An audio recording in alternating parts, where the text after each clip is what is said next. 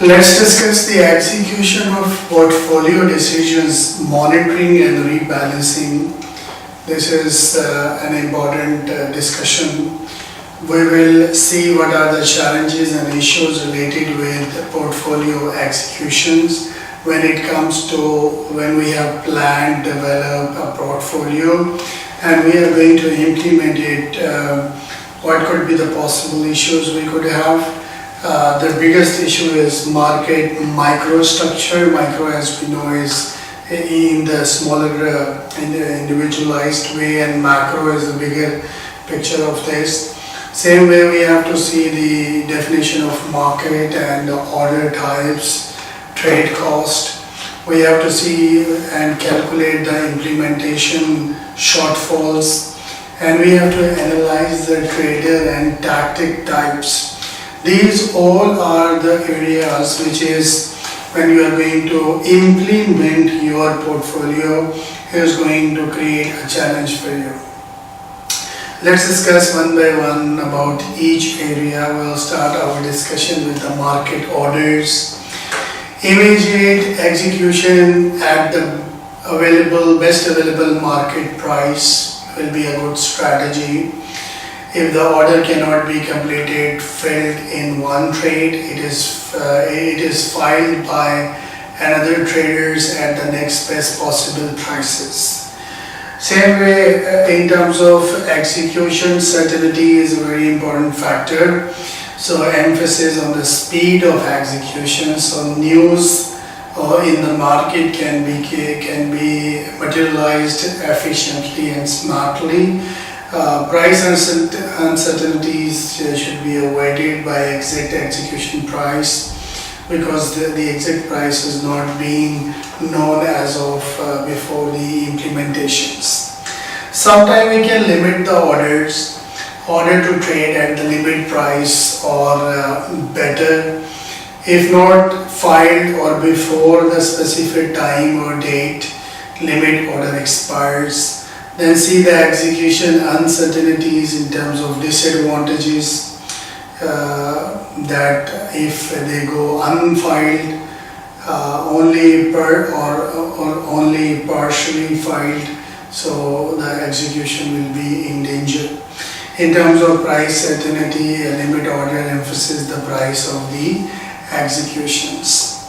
We have quotas, quoted spreads, and the misquotes and mid-quotes. In terms of quoting, the first important thing is the bid. Bid is the price the dealer will pay for an asset. Ask is the price for which the dealer will sell it. This is the asking price. Then we have quoted spread. Quoted spread is the best ask price. For example, the best price, the market prevailing or inside spread. For example, like if a current bid price is say $19.97 and the best price is $20.03, so then the quoted spread is the difference, that is 0.06. Mid quote is the average of the bid and ask. So from above, of course, like that I give you the example, is the mid price is 20, that is in the mid. Defined, let's talk about effective spread. What is effective spread? Is 2 times the deviation of an execution price from the midpoint of the market quote. That is your effective spread. It is of course a primary focus for the traders, and it captures price improvements and it gives you better measurements of the true cost of a round trip transaction. How we calculate the effective spread is effective spread for a buyer is 2 into execution price minus mid quote. For a seller, it is 2 into mid quote minus the execution price.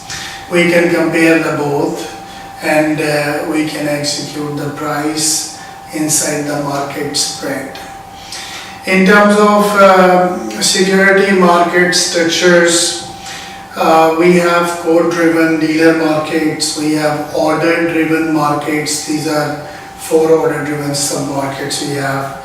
We have hybrid markets as a combination. So in terms of code-driven, member of the public trade with dealers, market deal makers who provide liquidity and they establish the prices. What is the advantage of this is it helps market continuity by buying and selling from inventory.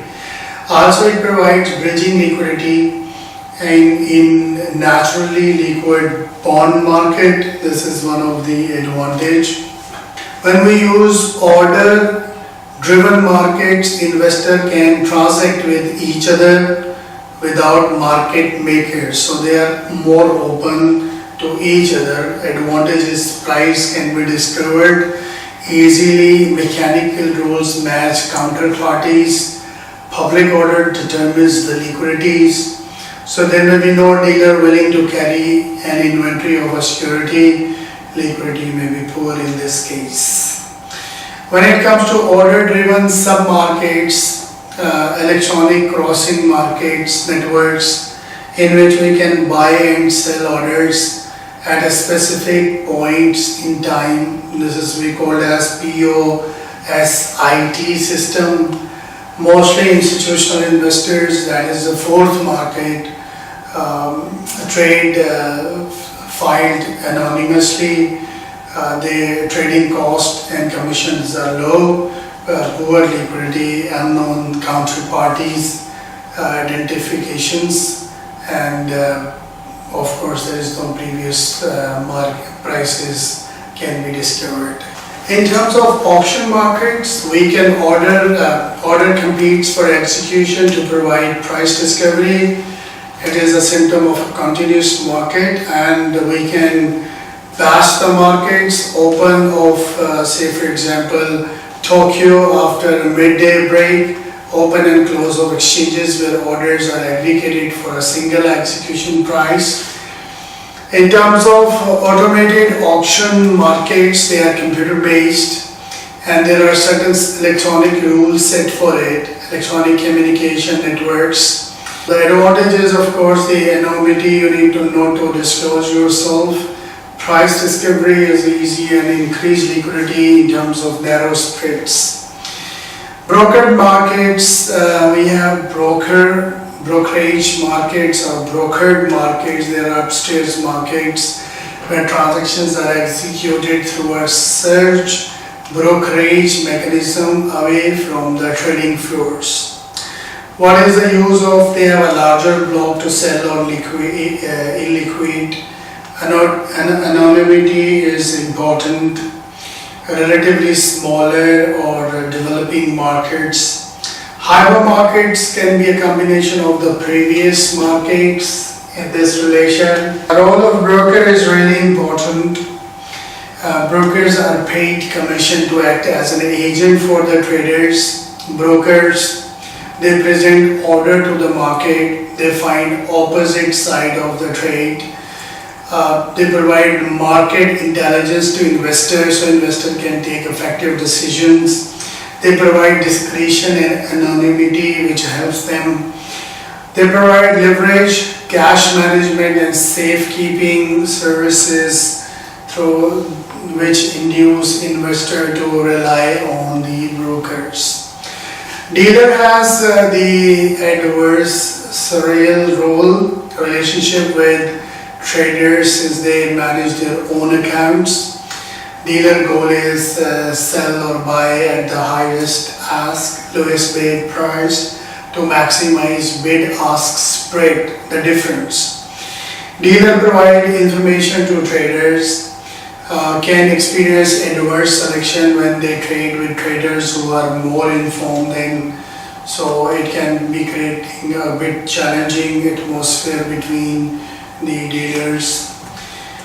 In terms of market quality, there are certain criteria that we have to keep in mind.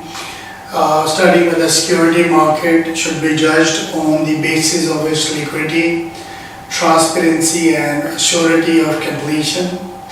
And we have signs of high liquidity and market equality, that is more based on lower quoted spread, lower effective spread, and higher bid and ask prices can be observed in terms of high volumes. In terms of market quality and liquidity, there could be different situations. One situation is the tight situation, where we have low bid ask spread, we have deep abundance of traders, and we have resilient, that is diversity of opinion, information, liquidity needs quickly correct divergences for intrinsic values in terms of market, convenient and attractive to the investments.